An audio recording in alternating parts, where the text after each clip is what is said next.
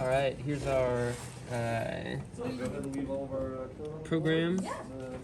So first thing, gotta calibrate the accelerometer. The IMU is already mostly calibrated. Just have to finish the magnetometer calibration. As soon as that's done, you can see it tells us the IMU is calibrated, and it gives us the start menu, but it also lets us know that we have to calibrate the touch panel. So first thing, touch the lower left corner. You look at it like this with the coordinate system. That's proper orientation.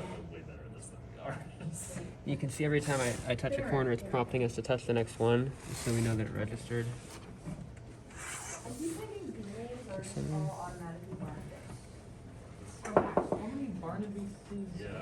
There we go. So I'm gonna exit out of PuTTY here, and I'm gonna disconnect us from the board. And when I reconnect, there we go. We should see these two files: IMU cal coefficients and panel cal. So it stores the calibration. The file IO works. When he was running his the other day, got his motors real hot. It's like Tinder profile 10 out of 10 glitch match. Okay.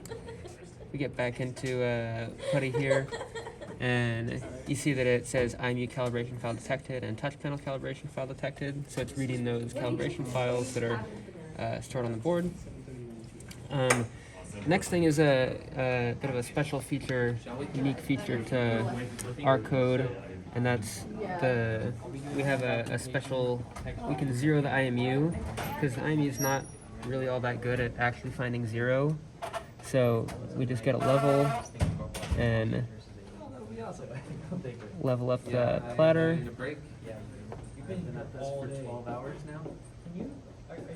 And if you look, okay, so the platter's level, you can see the bubbles there.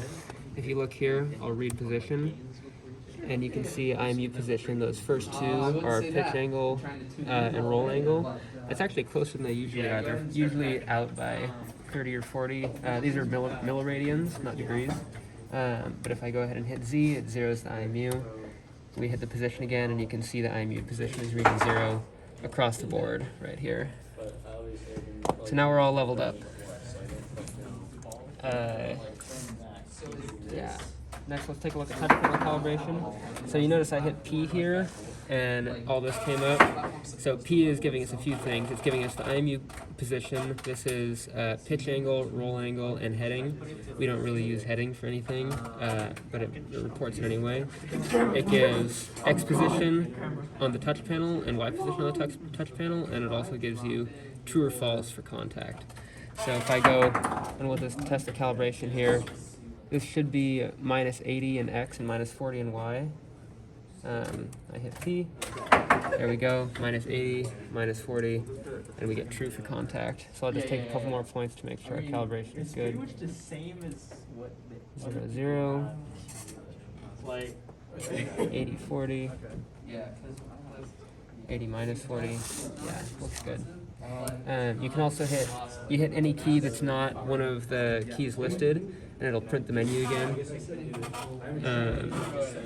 Let's see, the next thing, we can hit Y to change the set point. So what this will actually, it lets you pick the set point along a diagonal here, so it uses the same set point for X and Y. Anyway, we usually want this to be 0 because we want the ball to target the center of the platter. And then we can hit K to input gains. Let me just pull up the gains that have been working well. So there's 6 gains, proportional, integral, and derivative for the inner and outer loops. So far we've only been running proportional and derivative, so just input 0 for those integral gains. But that gives us all the gains. I'll pull up the menu again.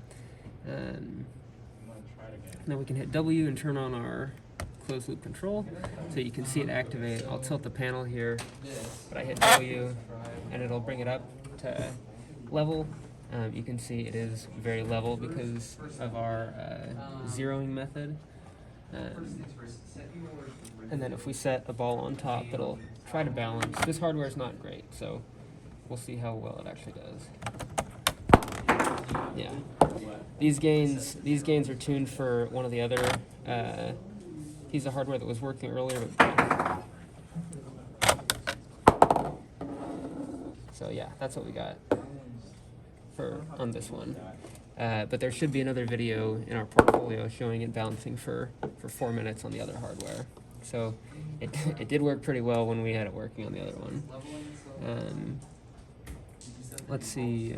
Last thing, we've got data collection. So you can have the closed loop control on or off, doesn't matter. We'll just go ahead and collect some data with it on. What if I set the ball on there and hit G? It's going to start data collection. And then it comes off. You can hit X or S, sorry, and it just prints it to the to putty like that. So that's pretty much it.